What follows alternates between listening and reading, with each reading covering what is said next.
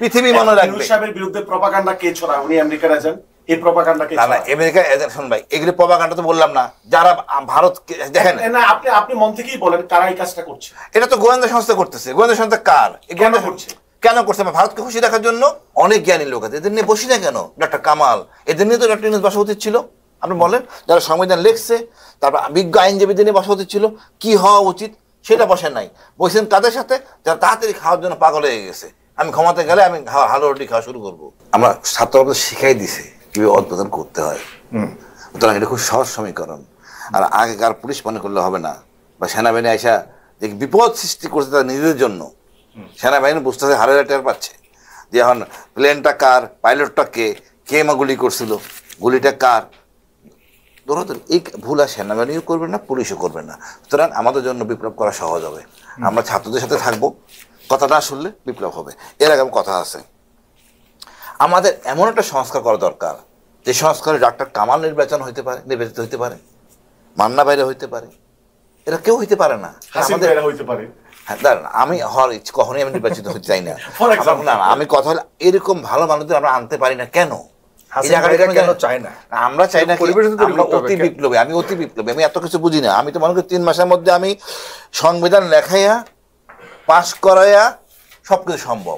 এত জিজ্ঞেস করার কিছু নাই। বিপ্লব তো বিএনপি করে নাই, ছাত্ররা করছে। কথা বলবো ছাত্রদের সাথে, কথা বলবো মিডিয়া করছে ভাই, পিছনে করা আমাদের 16 বছর করে বহুত করছে।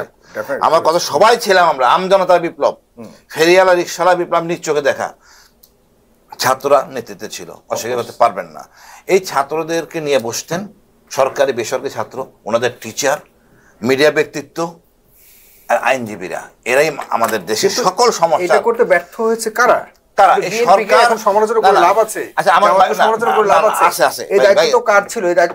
একটা বড় দাগে দায়িত্ব ছিল সেনাবাহিনীর প্রধান।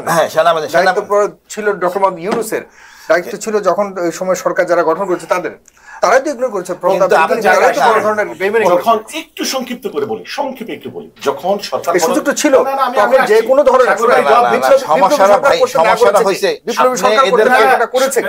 এই প্রবলেম বিএনপি করেছে। শুনেন, বিএনপি করছে যেই দিন সরকার গঠনের প্ল্যান হয়, বিএনপি সরকার গঠন করেছে, বিএনপি সেদিন বাধা দিয়েছে জাতীয় সরকারের। বিএনপি কে বলা হয়েছিল আসেন আমরা সকলে মিলে একটি জাতীয় সরকার করি, বিএনপি সেখানে বাধা দিয়েছে। সুতরাং from the very beginning BNP cause the problem. সাহেব কি বলেছে? আমি জানি না, কিন্তু যেটা বাস্তব না তিনি তো বলেছেন একদম, সেটা নিয়ে তো আমরা অনেক আলোচনাও করেছি। তিনি স্পষ্টভাবে বলেছেন যে কোথায় বসে কতজন কে হবে উপদেষ্টা, এগুলো ছাত্ররা সহকারে বসে ছাত্ররা মতামত দিয়েছে। আমার কথা বুঝে, এই বিপ্লবে যারা করছে তাদের সাথে কথা বলেন নেবে, যারা সমস্যা জানে তারা কথা বলেন। আপনি এমন লোকদের নিয়ে গেছেন যারা খাওয়ার জন্য পাগল হয়ে গেছে, তাদেরকে কেন নিচ্ছেন ওখানে? তাহলে আমাদের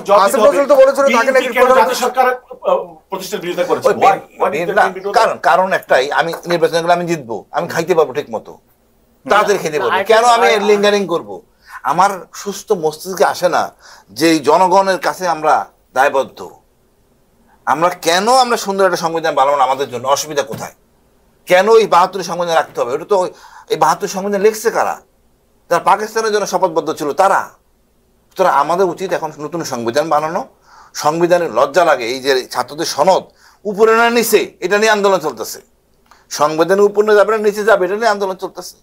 আমরা যে রাজনৈতিক বিশেষজ্ঞ যারা ফরদ মাদার আছে, অনেক জ্ঞানী লোক আছে, এদের নিয়ে বসি না কেন? ডক্টর কামাল, এদের নিয়ে তো ডক্টর ইউনূস বসা উচিত ছিল। আপনি বলেন, যারা সংবিধান লিখছে, তারপর বিজ্ঞ আইনজীবীদের নিয়ে বসা উচিত ছিল। কি হওয়া উচিত সেটা বসেন নাই, বসেন কাদের সাথে? যারা তাড়াতাড়ি খাওয়ার জন্য পাগল হয়ে গেছে। আমি ক্ষমাতে গেলে আমি হালুয়া রুটি খাওয়া শুরু করবো। এটা কাম্য না। এখন আমি মনে করি এখনো সময় আছে। ডক্টর আমাদের সেনাপ্রধানকে হাত কাছে ডাকেন, আপন করে নেন। সেনাপ্রধান বিপ্লবের অংশ, তাকে আপন করে নেন, কাছে আনেন, ভুল ভ্রান্তি ভুলে যান। দেশটা আমাদের, নতুন করে সংবিধান লিখে দিই। কার ঘরে কয় মাথা আছে? সেনাপ্রধান আপনার সাথে থাকলে কোন বিএনপি তোর ক্ষমতা আছে কথা বলে করবো না? নাই। ডক্টর ইউনূস, আপনারাও সেনাপ্রধানকে বলেন আসেন আমরা সকলে মিলে। এটা ডক্টর ইউনূসের দাস।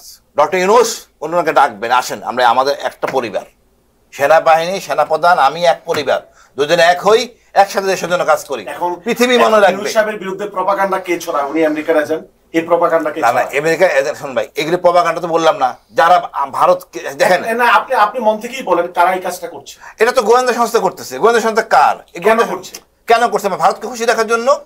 আমরা তো বলি ইন্ডিয়ান ডক্ট্রিন, আমরা বলতে পারি আমাদের বাংলাদেশ ডক্ট্রিন, বৃহত্তর বাংলাদেশ, বৃহত্তর বাংলা, এই ডক্ট্রিন বলতে পারি না আমরা, খালি খালি ইন্ডিয়ান ডক্ট্রিন চাপাই আমরা বলবো আমাদের বাংলাদেশ ডক্ট্রিন, এই ডক্ট্রিন অনেক বড়, বৃহত্তর রাষ্ট্রের চেতনা আমরা চিন্তা করি, বলতে তো অসুবিধা নাই।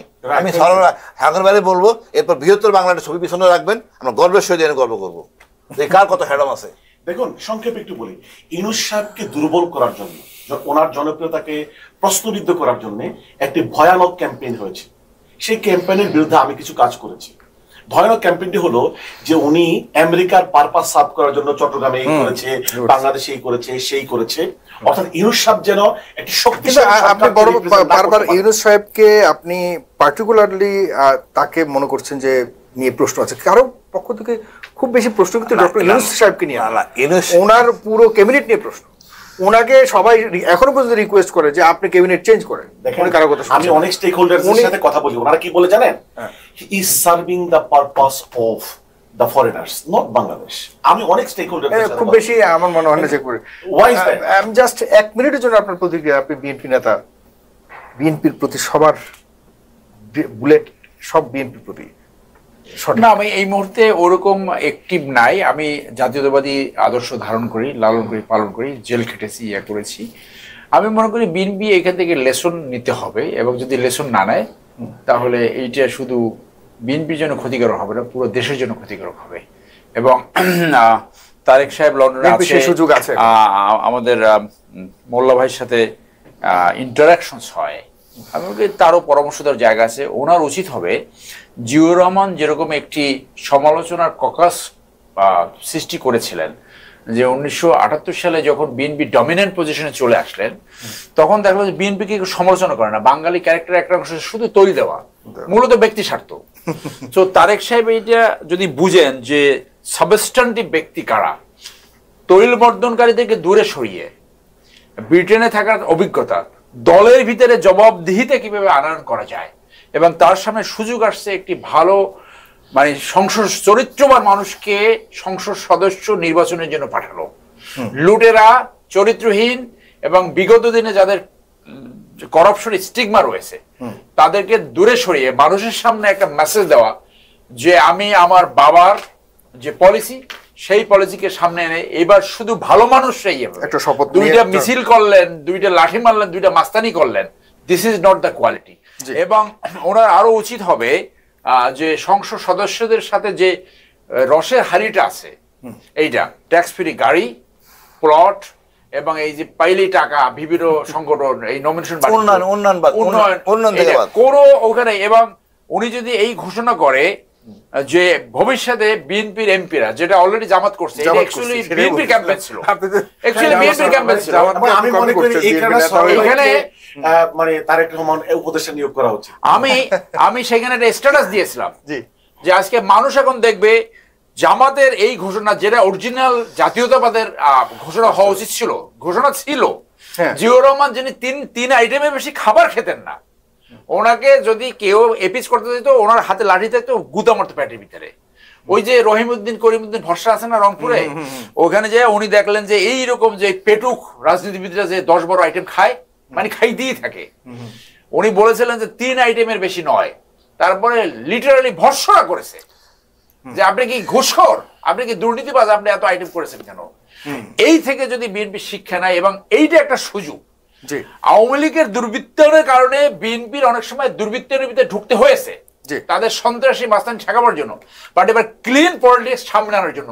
এইটা হইলো তারেক সাহেবের রাজনীতির সবচেয়ে বড় চ্যালেঞ্জ।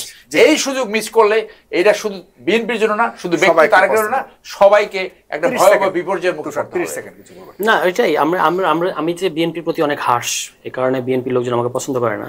আমারও বক্তব্য এটাই যে বিএনপি শুড হ্যাভ মানে লেড দিস ওয়ে, এই পরিবর্তনে বিএনপি লিডার হইতে পারতো। এবং বহুদলীয় গণতন্ত্র, বাংলাদেশি জাতীয়তাবাদ, এগুলো থেকে বিএনপি অনেক বিচ্যুত বলে। বিএনপি মুখে মুখে বহুদলীয় গণতন্ত্রের কথা বলে, কিন্তু আমি মনে করি না যে তারা এখন বিশ্বাস করে। তাদের এখন যে বিশেষত ছাত্রদের প্রতি তাদের যে অ্যাটিটিউড, বিভিন্ন এলাকায় যেভাবে হামলার শিকার হচ্ছে ছাত্রদেরকে করা হচ্ছে, বা আমাদের দলের একটা সদ্য গঠিত দল, বহুদলীয় গণতন্ত্র বুঝলে আপনি তো দেশের স্বার্থে এই দলকে বিকশিত করতে দিতেন, যে এরা আসুক। হ্যাঁ, কিন্তু এইটা বিএনপির এবং আমাদেরকে যেভাবে তারা মানে ভিলিফাই করার মানে বিভিন্ন প্রজেক্ট তাদের মধ্যে দেখি, বিভিন্ন কথাবার্তা দেখি, এটার কোনো দরকার ছিল না। বিএনপি নেতৃত্ব দিতে পারতো, সেটা দেয় না দেখি আমরা সমালোচনা করি, এবং এখনো এক্সপেক্ট করি যে বিএনপি বাংলাদেশের পরিবর্তনের নেতৃত্ব দিতে পারে, কারণ তারা সবচেয়ে বড় দল। ক্লিন আগে আওয়ামী লীগের সাথে তাদের টক্কর দেওয়ার জন্য এক ধরনের রাজনীতি করতে হতো, এখন তো তারা যদি বলে যে আমরা একটা ক্লিন পলিটিক্স করবো, তাহলে সবাই তাদের সাথে এটা কোঅপারেট করবে। আমি 30 সেকেন্ড বড় করে নেব। পলিটিশিয়ান স্টেটসম্যানশিপ ব্রিংসম্যানশিপ। আমি আশা করি তারেক সাহেব এগুলো জানেন। পলিটিশিয়ানরা শুধু দেখে নিজের টার্মে কতটুকু আগে কি করবে, একজন স্টেটসম্যান দেখে 50 ইয়ার্সে নেশনকে সে কিভাবে লিড নেবে, আর একজন ব্রিংসম্যানশিপ দেখে 100 ইয়ার্সে সে জাতিকে কোন জায়গা নিবে। আমি মনে করি এটা তার সামনে একটা অবারিত সুযোগ।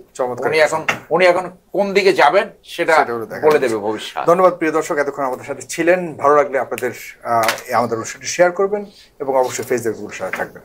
আগামী অনুষ্ঠান দেখার আহ্বান জানিয়ে এখানে শেষ করছি। ভালো থাকবেন। আসসালামু আলাইকুম।